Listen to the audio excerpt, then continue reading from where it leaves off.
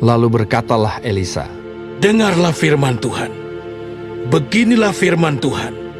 Besok, kira-kira waktu ini, sesukat tepung yang terbaik akan berharga sesikal, dan 2 sukat jelai akan berharga sesikal di pintu gerbang Samaria."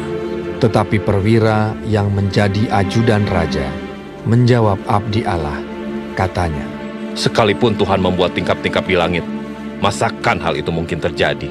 jawab abdi Allah, "Sesungguhnya, engkau akan melihatnya dengan matamu sendiri, tetapi tidak akan makan apa-apa daripadanya." 4 orang yang sakit kusta ada di depan pintu gerbang. Berkatalah yang seorang kepada yang lain, Mengapakah kita duduk-duduk di sini sampai mati? Jika kita berkata, baiklah kita masuk ke kota, padahal dalam kota ada kelaparan, kita akan mati di sana. Dan jika kita tinggal di sini, kita akan mati juga. Jadi sekarang, marilah kita menyeberang ke perkemahan tentara Aram. Jika mereka membiarkan kita hidup, kita akan hidup. Dan jika mereka mematikan kita, kita akan mati. Lalu pada waktu senja bangkitlah mereka masuk ke tempat perkemahan orang Aram. Tetapi ketika mereka sampai ke pinggir tempat perkemahan orang Aram itu, tampaklah tidak ada orang di sana. Sebab Tuhan telah membuat tentara Aram itu mendengar bunyi kereta, bunyi kuda, bunyi tentara yang besar, sehingga berkatalah yang seorang kepada yang lain, Sesungguhnya Raja Israel telah mengubah raja-raja orang Het dan raja-raja orang Misraim melawan kita, supaya mereka menyerang kita. Karena itu bangkitlah mereka melarikan diri pada waktu senja dengan meninggalkan kemah dan kuda dan keledai mereka serta tempat perkemahan itu dengan begitu saja. Mereka melarikan diri menyelamatkan nyawanya.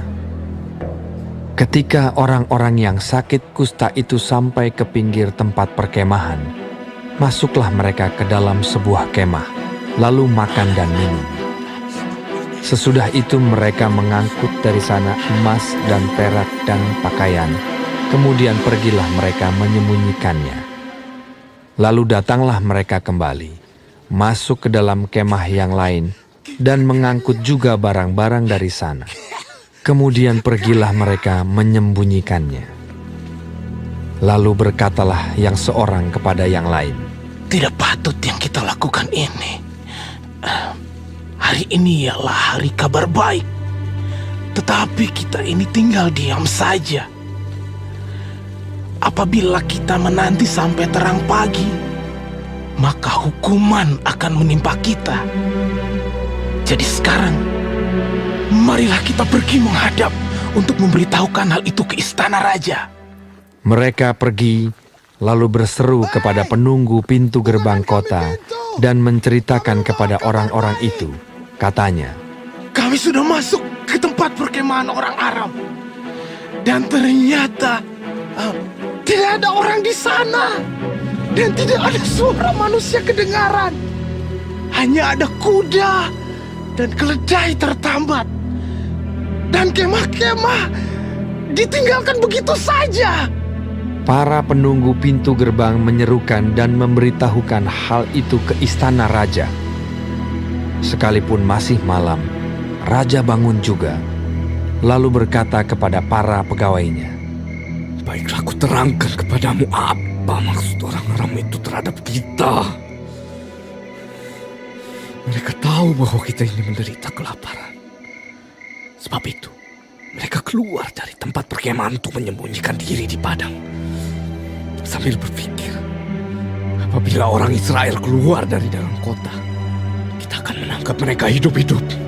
Kemudian kita masuk ke dalam kota. Lalu salah seorang pegawainya menjawab, Baiklah, kita ambil 5 ekor dari kuda yang masih tinggal di dalam kota ini. Tentulah keadaannya seperti seluruh khalayak ramai Israel yang sudah habis mati itu. Biarlah kita suruh saja orang pergi, supaya kita lihat Sesudah itu mereka mengambil 2 kereta kuda. Kemudian raja menyuruh mereka menyusul tentara Aram sambil berkata, Pergilah melihatnya. lalu pergilah mereka menyusul orang-orang itu sampai ke sungai Yordan. Dan tampaklah seluruh jalan itu penuh dengan pakaian dan perkakas yang dilemparkan oleh orang Aram pada waktu mereka lari terburu-buru. Kemudian pulanglah suruhan-suruhan itu dan menceritakan hal itu kepada raja. Maka keluarlah penduduk kota itu menjarah tempat perkemahan orang Aram. Karena itu, sesukat tepung yang terbaik berharga sesikal, dan 2 sukat jelai berharga sesikal, sesuai dengan firman Tuhan. Adapun raja telah menempatkan perwira yang menjadi ajudannya itu mengawasi pintu gerbang. Tetapi rakyat menginjak-injak dia di pintu gerbang, lalu ia mati sesuai dengan perkataan abdi Allah yang mengatakannya pada waktu raja datang mendapatkan dia. Dan terjadi juga seperti yang dikatakan abdi Allah itu kepada raja. 2 sukat jelai akan berharga sesikal, dan sesukat tepung yang terbaik akan berharga sesikal. Besok, kira-kira waktu ini, di pintu gerbang Samaria. Pada waktu itu si perwira menjawab abdi Allah itu, Sekalipun Tuhan membuat tingkap-tingkap di langit, masakan hal itu mungkin terjadi? tetapi Elisa berkata, Sesungguhnya, engkau akan melihatnya dengan matamu sendiri, tetapi tidak akan makan apa-apa daripadanya. demikianlah terjadi kepada orang itu. Rakyat menginjak-injak dia di pintu gerbang, lalu matilah ia.